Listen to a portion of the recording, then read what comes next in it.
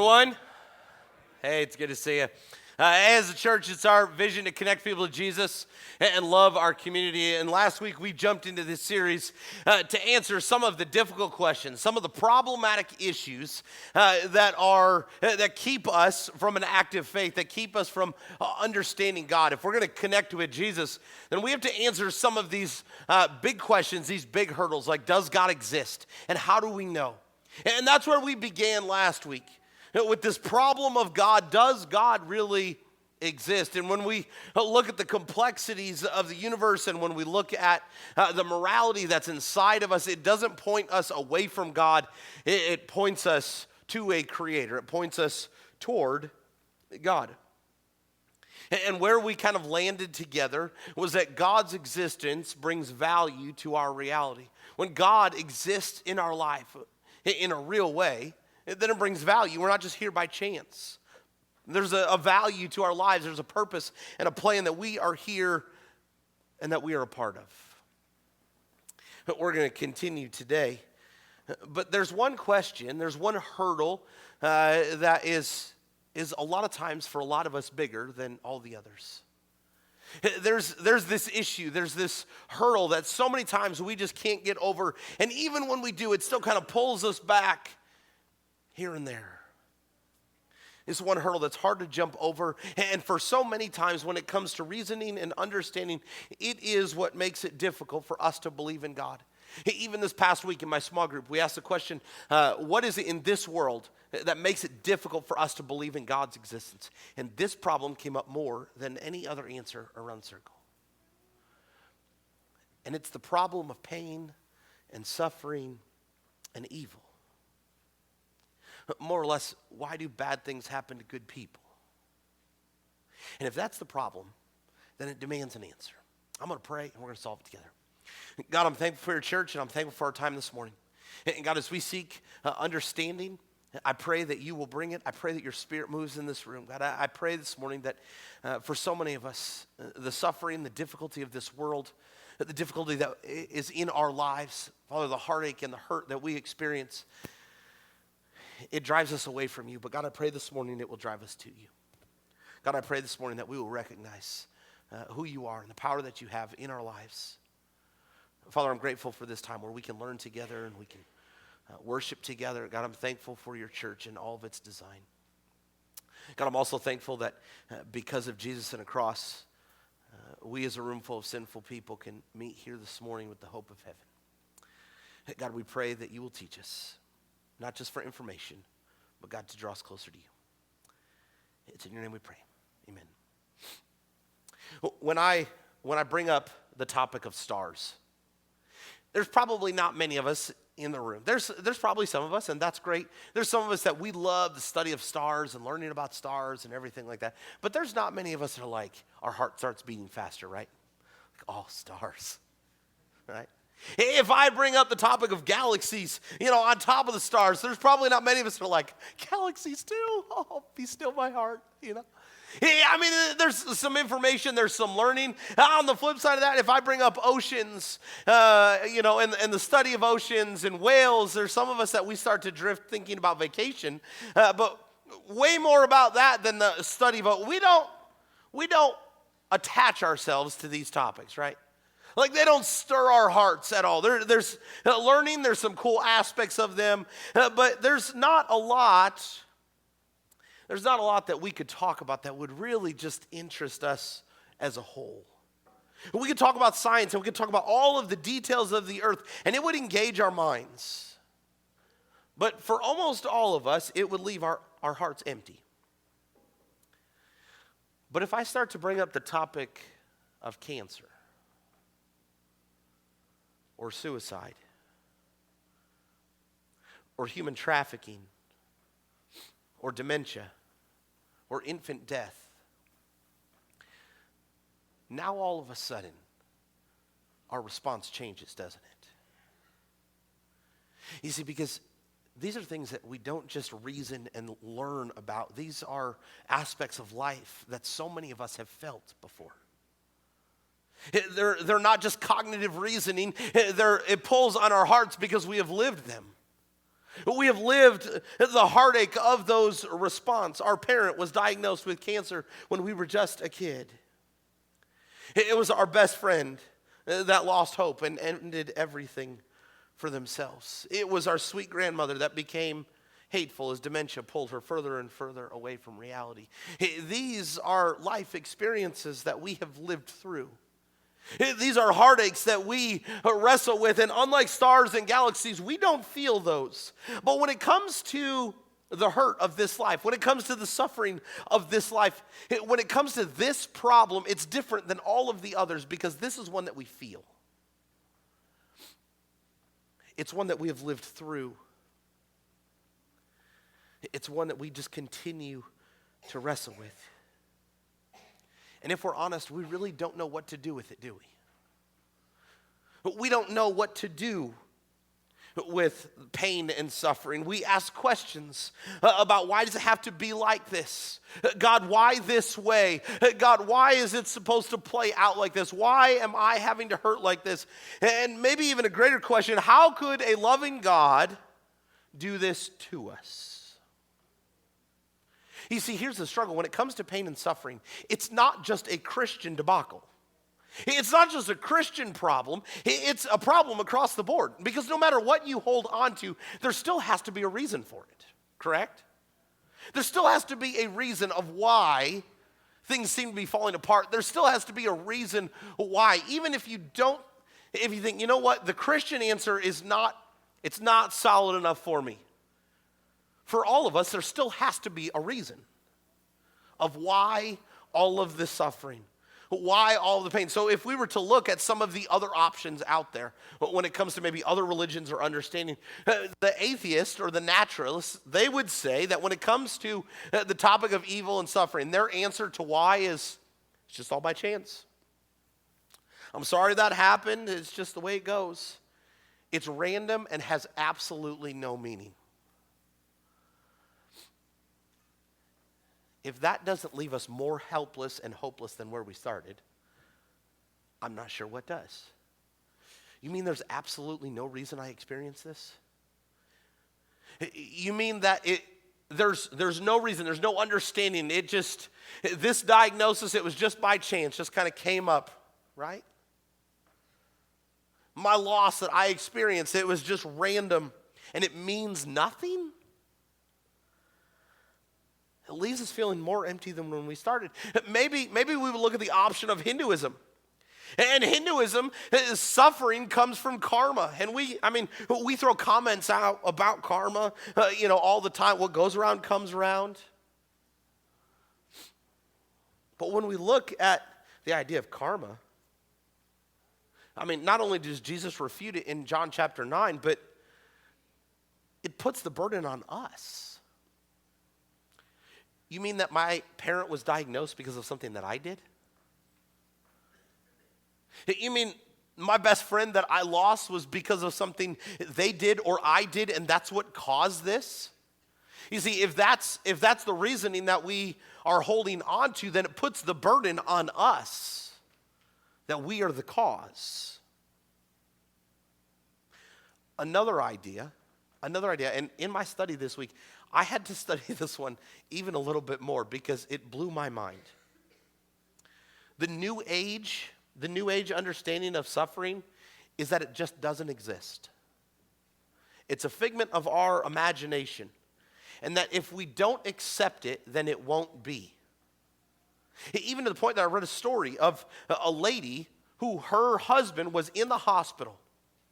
He was in the hospital dying of a diagnosis. And she held to this theory, this New Age philosophy of evil and suffering, that if she did not go visit him, then it would not be. But it was. And again, it leaves us feeling more empty. And so there has to be some sort of reasoning. There has to be, if we don't like the Christian response of evil and suffering, then, well, maybe it's the atheist or maybe it's they all demand a reason why. You see, all of these beliefs, they point us to the reason and cause of our suffering is us, and there is no reason. And so it still leaves the question on the table of why. Why is it happening? When we look at the suffering of the world, and even some of the suffering in our lives, the evil happening around us, we look at different topics and we say, that's not right, correct? Like we look at children being sold into sex trafficking around the world, and we say, that's not right. Like that's not the way it's supposed to be. Children are not meant to be treated that way, right? Like we can all agree on a topic like that. We'd say, no, that's not the way it's supposed to be. We can look at infants passing away too early, and we all have this understanding of it doesn't seem right. Like we're not supposed to bury our kids. It's not the way that it's supposed to be. We look at some of these topics and we say, that is not right. And when we say that, what we are also agreeing to is that we have somewhere an understanding of this reality of evil is wrong. And so, but I also hold on to this being right. Like we categorically have this understanding of this is wrong, which means that I have a different idea of what is right. Where did that come from? Where did that idea of this is the reality that is right and all of this evil is wrong? In Ecclesiastes chapter 3, we find out. Ecclesiastes chapter 3, verse 11 says, He has made everything beautiful in its time. Hear this. He has also set eternity in the human heart. Yet no one can fathom what God has done from beginning to end. You see, the perfection of the garden in God's creation has been written into our hearts. And so therefore, when we see evil and when we see suffering and when we see heartache and we look at it and we say, that is not right, it's because we are in comparison with this understanding of what has been written inside of us. That God wrote this picture of beauty and perfection inside of us. And so when we see the contrast of that, we say that's wrong. Therefore, what that does is it points us to a God that wrote that inside of us, that wrote the good that contrasts the bad. You see, when we see the injustices of the humanity that we live in, it's difficult for us to understand. I mean, if we're just here by chance, then human trafficking shouldn't bother us. If we're just here by chance, then the evil that we look around and see, if we came to all of our understandings just by chance and process, none of those things would bother us. A child's death would not bother us because it would just be, as evolution or atheists say, the sorting of what is the fittest. But that bothers us, doesn't it? A child's death bothers us. This past week, I was scrolling through Facebook, and this is not meant to minimize anybody's hurt or heartache, but I was scrolling through Facebook, and someone that I am friends with, she was trying to encourage other moms out there of just the difficulty of being a mom. And I have a picture of what she posted. I just want you to read it, and you can respond on your own.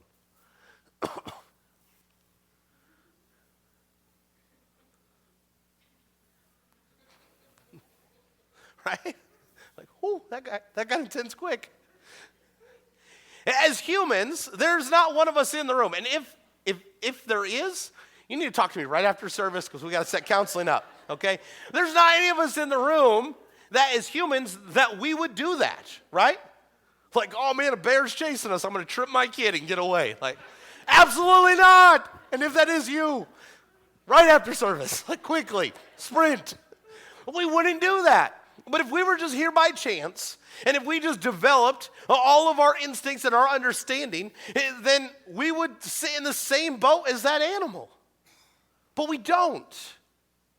Because it was a designer that set evil and good. There's a designer that points us towards what is right. And we would not think of doing something like that because it seems so wrong. Because eternity and the perfection of God was written inside of us. It was written on our hearts. Eternity was set inside of us from the very beginning. And it teaches us day in and day out who God is and his presence in our life. Here's what pain and suffering also does. I love the way that we see it in Joseph's story in the Old Testament, the book of Genesis. Joseph was his dad's favorite. There was a whole bunch of brothers that Joseph had. They were all jealous of Joseph. And so they had this almost wicked community with their brothers. And so what they did was they pushed Joseph into this well, and they beat him, and then they sold him into slavery, and they told their dad, hey, Joseph was attacked by animals, he's dead. And so for years and years and years, Joseph's dad is mourning the loss of his son. Meanwhile, all of the brothers, they know the truth of what happened. Joseph is sold as a slave. He works in the slave trade for a long time. He's then promoted. He gets out of it, and then he's thrown back into prison because of false accusations. Finally, after years and years and years, Joseph is placed second in charge. There's a famine in the land. Joseph's brothers now have to go and beg for food from the hierarchy. The hierarchy, though, what they come to find out is Joseph. There's all of these things that set up in Joseph's life that are not based on his choice. They're not based on his decisions. They're based on what other people around decided for him. False accusations that were not true about Joseph. And all the while, he has to deal with the pain and the agony of all of that, all that's going on around him. All of this heartache he's having to wrestle with and deal with because of what other people did to him. It would be easy to say that's not fair, right? It would be easy to look at the situation and for Joseph to become bitter and say, why is my life playing out like this? But here's what Joseph says. In Genesis chapter 50, verse 20, he says, you intended to harm me, but God intended it for good to accomplish what is now being done, the saving of many lives. You see, from the very beginning, when he was sold into slavery, at that moment, he could have given up. At that moment, he could have said, you know what, God doesn't exist. I was just sold by my brothers into slavery. He could have easily looked at the situation and said, it's not fair, I don't deserve this, God can't be real because this is happening to me. And if that would have been the case, then years down the line, his family, his brothers, his dad's name, none of it would have been saved.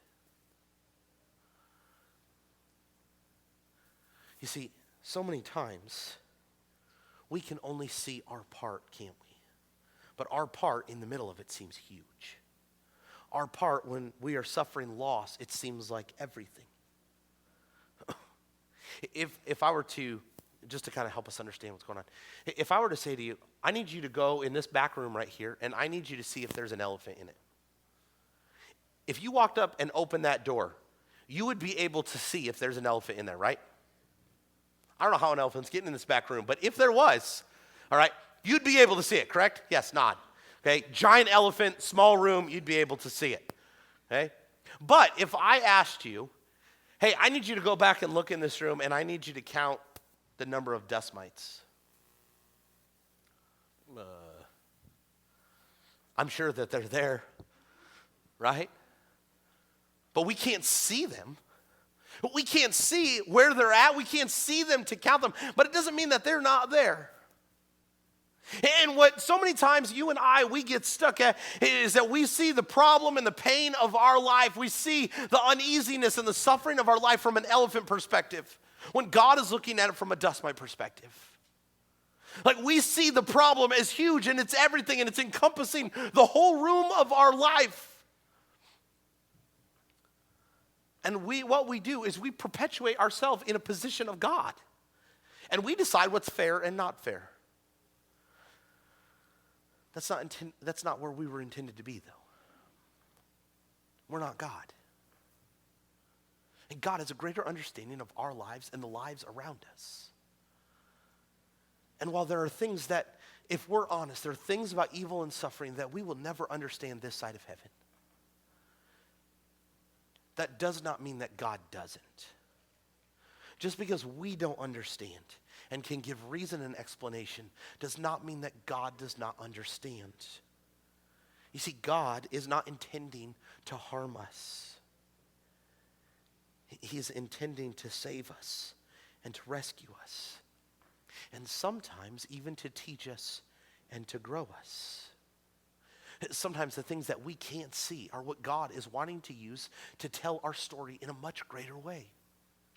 Sometimes the evil and suffering that we are going through, that we say God can't be real because of this, the reality is God is real because we have hope through that.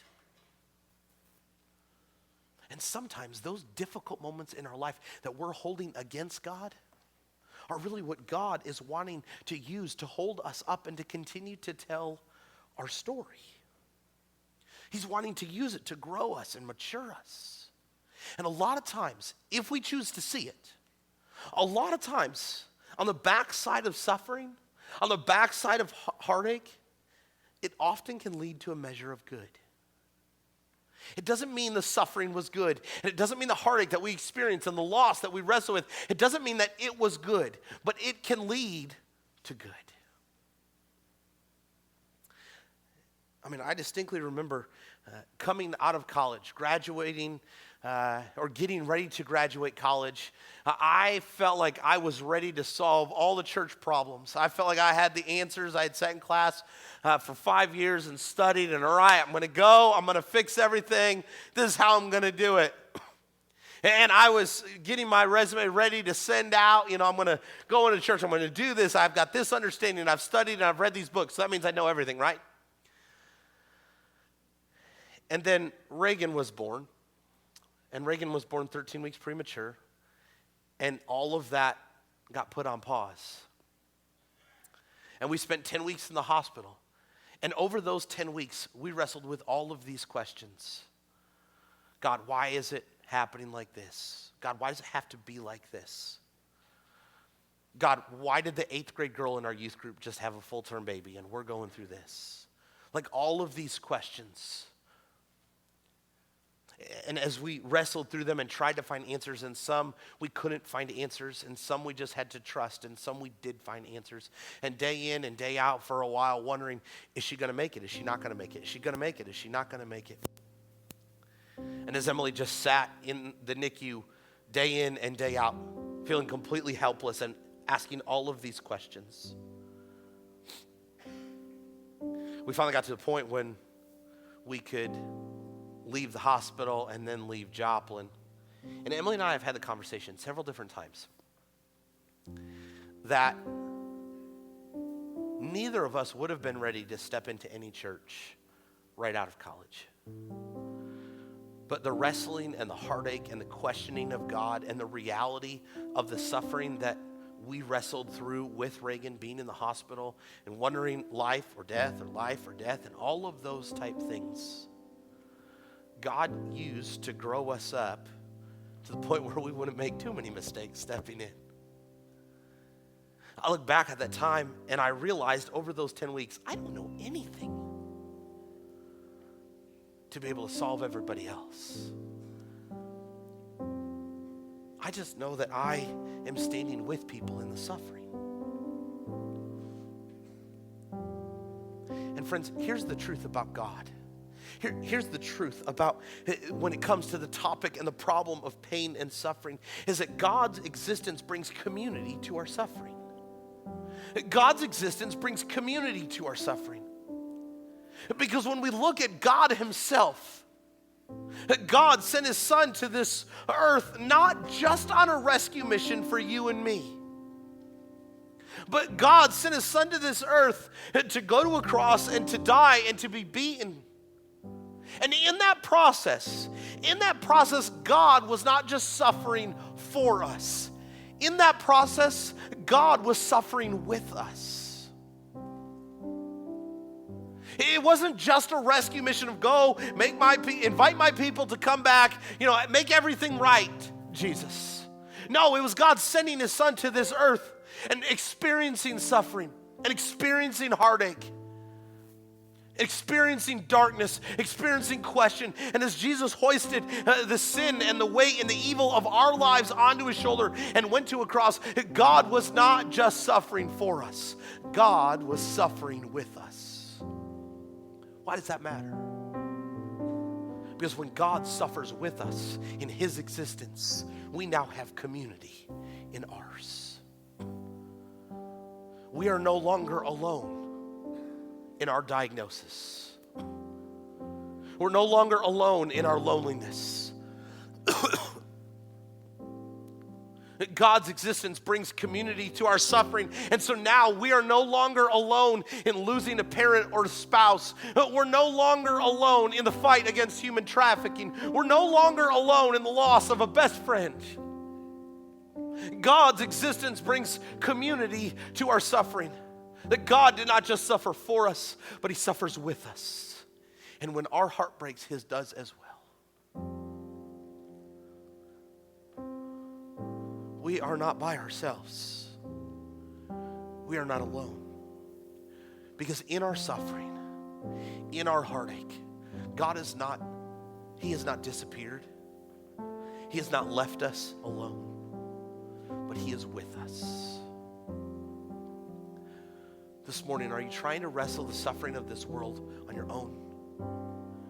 Are you trying to bring every understanding? Are you trying to bring every answer under your mind to be able to define every heartache of your life? Or this morning, do we recognize that there's a God that is telling a story that is far larger than us? And he sees the dust mites, not the elephants. And there's pain and suffering in our life that we do understand, and there's some that we don't. But in the middle of it, we are not alone. In the middle of it, we have community. Because God's existence, his presence, brings community to our suffering. This morning, maybe the problem of evil and heartache, it's been what has been keeping us from following Jesus. It's been what has kept us from turning our lives over to Jesus. It's the problem in our lives to say, this is the wall I can't get over. And maybe this morning we recognize Jesus just didn't knock down that wall, but he walks through it with us. Because God didn't just suffer for us, he suffers with us. Because God's existence brings community to our suffering. Let's go ahead and stand together.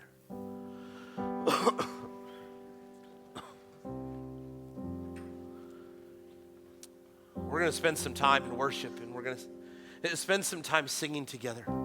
A time for us to evaluate, listen, the struggle in my life, the heartache in my life. Right now, is it defining me? The hurt right now, am I using it? Am I using it as a crutch to stay away from God instead of trusting in him? Have I told myself that I'm alone in the heartache? Have I told myself that I'm alone in the hurt when really God's present in all of it? This morning as we worship, maybe for some of us, it's God, remind me of your presence in my heartache right now. God, help me to see the good, like Joseph was talking about, not to harm, but the good that you're saving those around. You're using this for your good. God, help me to see it and understand. Maybe for some of us, though, the heartache and this problem, it's not meant for us to understand. And so maybe this morning as we worship, in all honesty, it's God, help me to trust. Help me to have faith that in this world, you wrote eternity on my heart, and I don't understand this darkness, but I know that you do. Help me to trust that you are good and that you are God, even when all of this does not seem good. Friends, this morning as we worship, I don't know what your heartache is. I don't know what your evil is. I don't know what your suffering is. But I know that as we worship, you are not alone in it. That because God suffered with us, we worship in community right now. With God's presence in the room, we worship with one another as broken people. That you and I, we don't just sing to emptiness right now. We sing to a God who is present in the middle of whatever our brokenness and hurt might be. God's existence brings community to our suffering. Let's worship together.